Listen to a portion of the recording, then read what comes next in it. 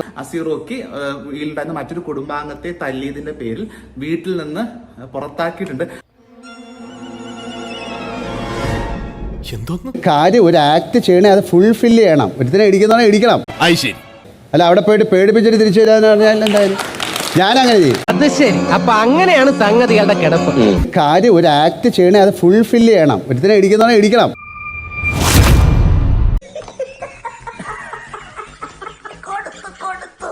നമ്മൾ ഉപയോഗിക്കുന്ന ഭാഷ കാര്യങ്ങളൊക്കെ ഒന്ന് നമുക്ക് ശ്രദ്ധിക്കണം. ദേഷ്യം എന്ന് പറയുന്ന എല്ലാവർക്കും ഉള്ളതല്ലേ.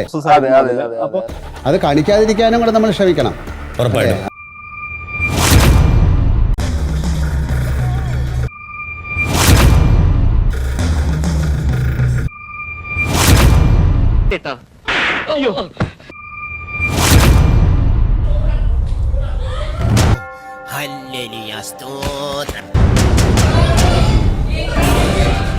അത് കാണിക്കാതിരിക്കാനും കൂടെ നമ്മൾ ശ്രമിക്കണം.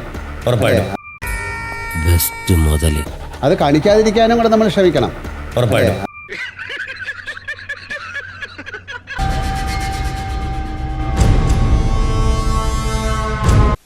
Get out house!